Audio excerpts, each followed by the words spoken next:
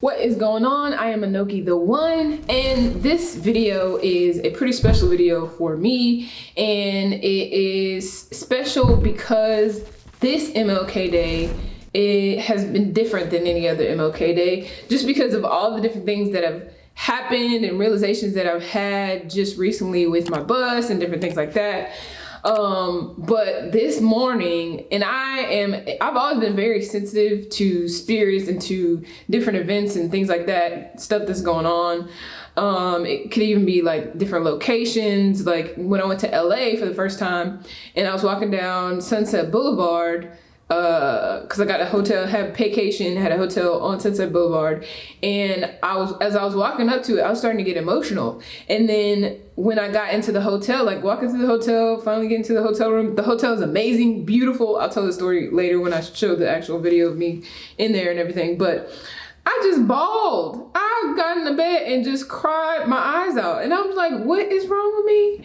And when I thought about it, afterwards, I didn't realize I was on the Boulevard of Book of Dreams.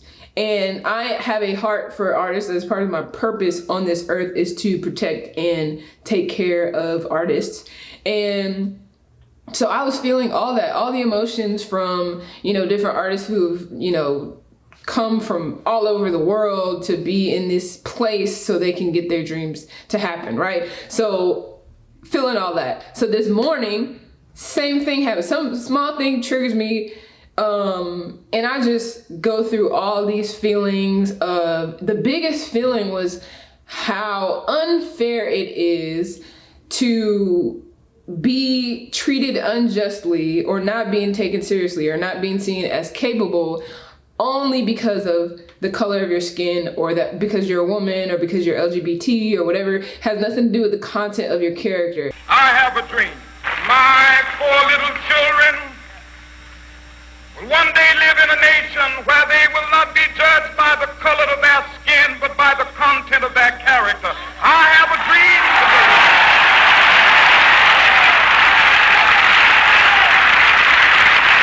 That's what this man was fighting for. And so when it came to the situation with my bus, that all led up to MLK Day too. So I think it was last week. It's been a week now. I did a video with Bus Grease Monkey. Shout out to Bus Grease Monkey. That was super amazing. Super happy that you guys came through and worked with me on my bus. But there was so much that happened in the process of getting my bus worked on, and then the comments section under the video. And I didn't put two and two together all the way until like how powerful the situation is. I didn't think about it. Like I didn't clearly think about it. So there was a commenter, and I'm thankful for this commenter because they made me connect the dots basically. And basically somebody was asking about, like, they were like, hey, you should be inspired to start a YouTube channel. They're saying that in the comments because they had a lot of positive comments. There's a whole lot of positive comments, but there were a lot of negative. It was like 50-50. So this guy named Boston Straight Pride, and that should tell you something, like Boston Straight Pride, he commented saying, oh, I went on her channel and she's talking about how she grew up with all white people and how she thinks white people are racist and are privileged, and I'll never go to her page again, and such hatred, sad. And then I thought about it. I was like, Boston? Wait a minute, let me do some research. And in Boston, between 1974 and 1988. All over the country where forced busing went into effect, there was resistance from both whites and blacks. But nowhere did the conflict remain as bitter as at South Boston High. In December, a white student, 17-year-old Michael Faith, was stabbed, and all hell broke loose.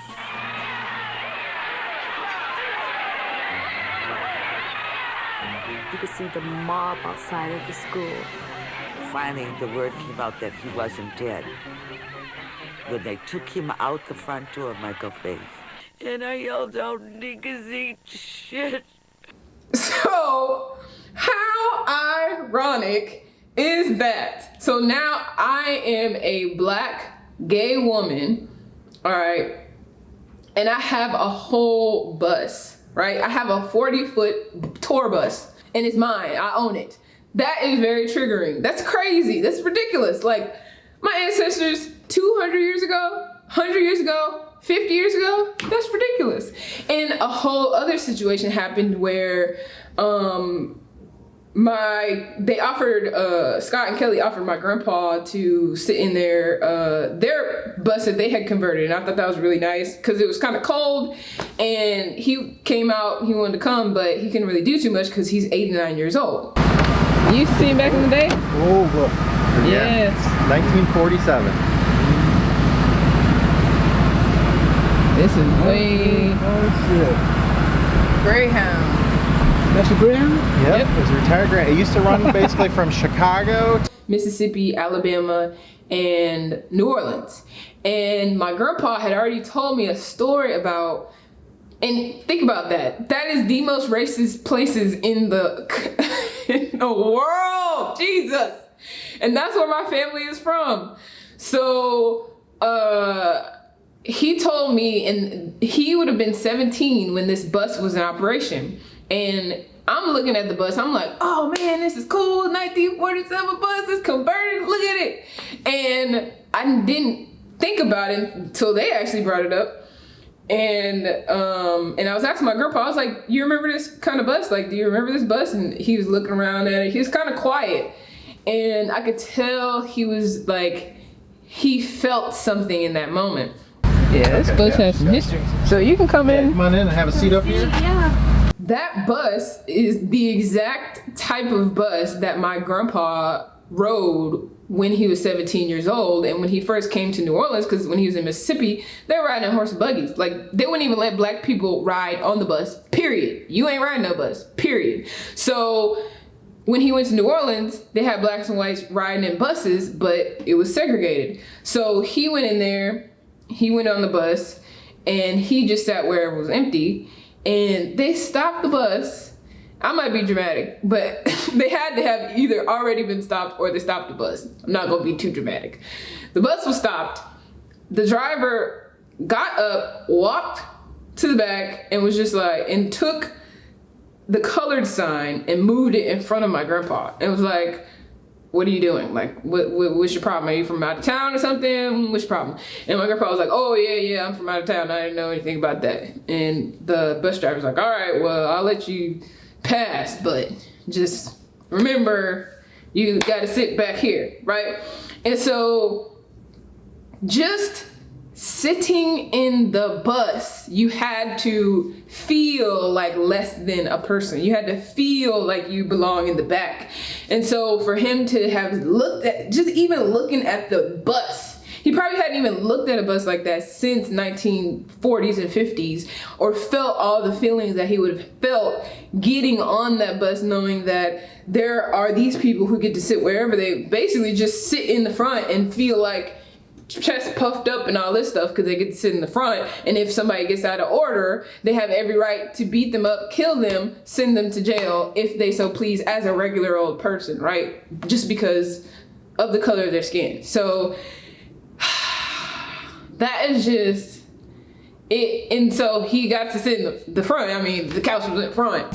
You about to be in here warm and comfy. It's just to be able to have that experience and have my bus being worked on and own a bus. I never thought about that aspect. It was the fact that I'm owning a bus. It's vintage, and my bus is 1972. So for me to own that bus, you know what I mean? And when people tell me stuff about, you know, why are you working on that old bus? And, you know, you need to give that up and all this other stuff, and it's gonna take forever. I'm just like, look, there's so much purpose, there's so much meaning, and the longer I have it, the more meaning and purpose and passion I feel for it.